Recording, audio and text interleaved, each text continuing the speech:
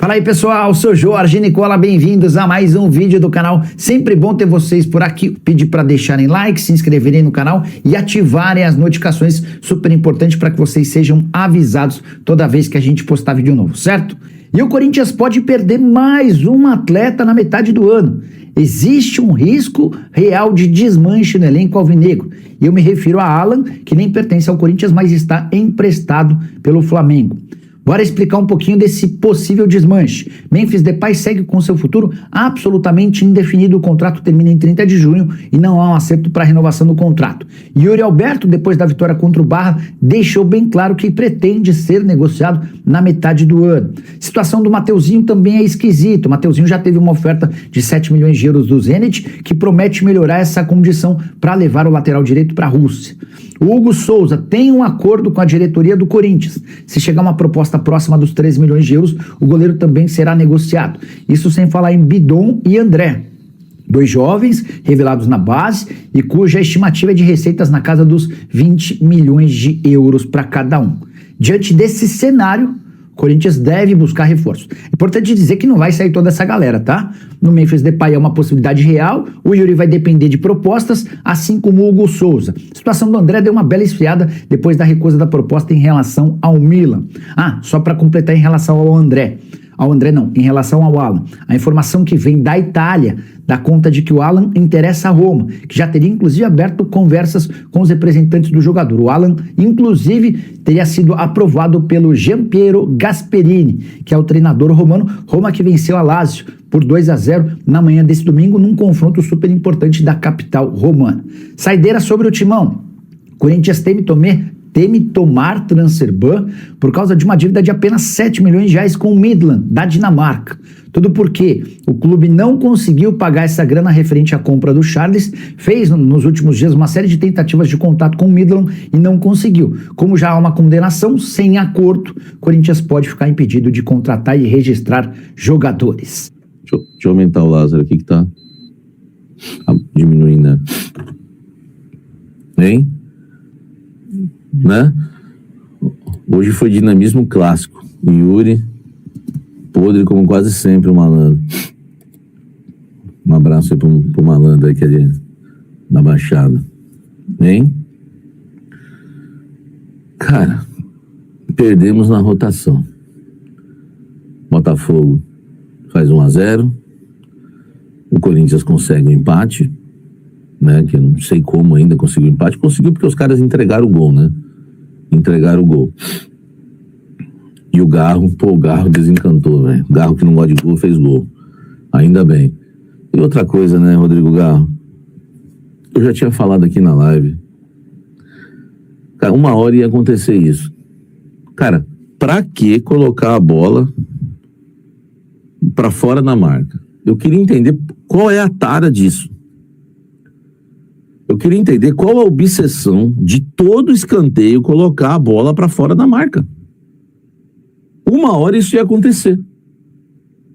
Porque ele faz isso todo jogo. Todo jogo ele vai cobrar um escanteio. A bola nunca está na marca do escanteio. Cara, esse gol... Porque assim, ó...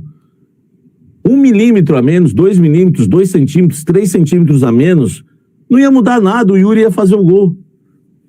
E o Corinthians estaria fora da zona de rebaixamento hoje. Então eu queria entender por quê. Por que o Garro faz isso? O que muda, hein? Tá? O que muda? Então é incrível. No segundo tempo, o Botafogo... No primeiro tempo, né? O Botafogo já dominava o jogo, já dominava a partida. O Botafogo faz mais 2 gols, poderia ter feito 3, 4, 5, 6. As substituições não resolverem nada. Um time ficou sem armação. Caio César de um lado, Dieguinho do outro. Enfim, na frente Pedro Raul, né? Aquela bagunça, né, no meio campo que a gente viu ali. Cara, o Corinthians terminou o jogo, mas muito, tá? bagunçado. O Corinthians hoje fez muita força para ir pro Z4, gente. Vocês têm noção que quando eu fiz esse exercício, quando eu vi que o Santos perdeu, falei, pô, bom resultado, hein?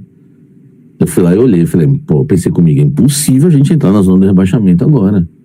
O Corinthians não vai entrar na zona do rebaixamento, eu pensei comigo. Pô, a gente conseguiu, velho. A gente conseguiu. Entendeu? Então a gente termina o jogo com o Hugo Souza, Mateuzinho, o péssimo André Ramalho, o Gustavo Henrique e o Bidu. Aberto na direita, o Caio César. Aberto na esquerda, o Dieguinho. Por dentro, né, o André, junto com o Alan. A gente ficou sem armador, porque na verdade a gente ficou com o Yuri Alberto e Pedro Raul lá na frente. A gente ficou com 4-4-2 sem meio armador. Assim, cara, o Diniz hoje, ele errou tudo que ele podia errar. Ele errou na programação da semana, ele errou na escalação, ele errou nas substituições. E demorou para mexer, como sempre, mesmo o time tomando um pau. Tá? Então, assim, é uma tristeza. Eu não estou analisando ainda nenhum jogador, Ramalho, Hugo, porque eu vou analisar jogador por jogador agora. Então, até para não ser repetitivo, né? Tem que ter a sabedoria para, né, que a live, né, o pós-jogo, fique gostoso aí, né, para todo torcedor, né? Não fica aquela coisa repetitiva. Então, quis analisar primeiro taticamente o time. O time, taticamente, hoje, se perdeu. O esquema é o mesmo. Eu estou achando o Diniz muito limitado na questão tática. Ele não procura nada diferente. Isso está me preocupando pro restante do ano. Está me preocupando porque não tem aquele... O Diniz não tem aquele... Sabe, aquele modo surpresa. Ele não surpreende o Diniz. É sempre a mesma coisa. Sempre 6 por meia dúzia. Isso está me preocupando. E o fato dele ser esse treinador que era gostoso no início de repetir a escalação, mas tem uma coisa que eu sempre falo para vocês aqui no canal. Isso serve para a vida. Nada em demasia é bom. Nada em demasia é bom. Nós entramos no modo demasia. Não dá pro Jesse Lingard ser titular mais do Corinthians jogando aberto na esquerda. Ele tem que encontrar um outro esquema, pôr o Lingard em outro lugar. Eu acho que dá para... Hoje, por exemplo, se ele termina o jogo com o Yuri Alberto e Lingard lá na frente, beleza, é que o Lingard estava morto, mas ele podia ter entrado assim. E o Yuri Alberto e Lingard lá na frente, Garro no meio, ele precisa tentar algo novo. Porque quando o Memphis voltar, onde o Memphis vai jogar onde? Se o Memphis voltar na quinta-feira, ele volta onde? Ele volta para jogar aberto no lado esquerdo, marcando lateral, prestes as portas aí batendo para a Copa do Mundo? Vocês acham que o Memphis vai fazer a função do Lingard? E o Garro vai continuar jogando de forma não posicional com o Yuri lá na frente? O Diniz já tinha que estar encontrando um jogo, uma maneira diferente para o Corinthians jogar. Porque é sempre a mesma coisa. E hoje o grande problema do Corinthians, e o que resume a derrota do Corinthians, o atropelo que o Corinthians tomou hoje, que quase, né, tomou uma goleada histórica, foi a escalação de um meio campo que não marca. Bidon não marcou. Carrídio não marcou. Lingard não marcou. Ranieri, o único de característica de marcação, marcou mal. Garro, o melhor do meio campo, que até ajudou a marcar, que veio buscar a bola, porque o negócio estava tão feio hoje. Então, assim, foi uma vergonha, sem falar em erros individuais, que eu vou falar daqui a pouco. Taticamente, nos perdemos.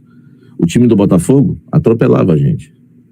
Você pode ver os comentaristas, os dois ex-jogadores aí que sabiam o que faziam com a bola, tanto o Ricardinho, né, craque, e o Roger Guedes.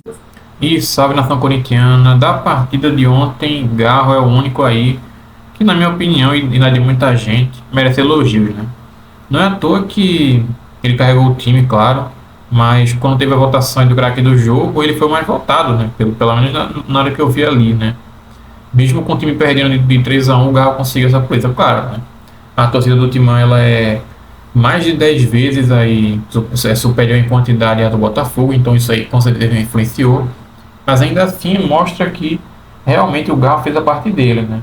E ainda tentou fazer a de outros aí sozinho, né? Mas é aquela coisa, né? Para ganhar tem que ter o time todo entrosado, pelo menos grande parte do time, né? Como não tinha, o time infelizmente aí perdeu com o hat-trick de Arthur Cabral, né?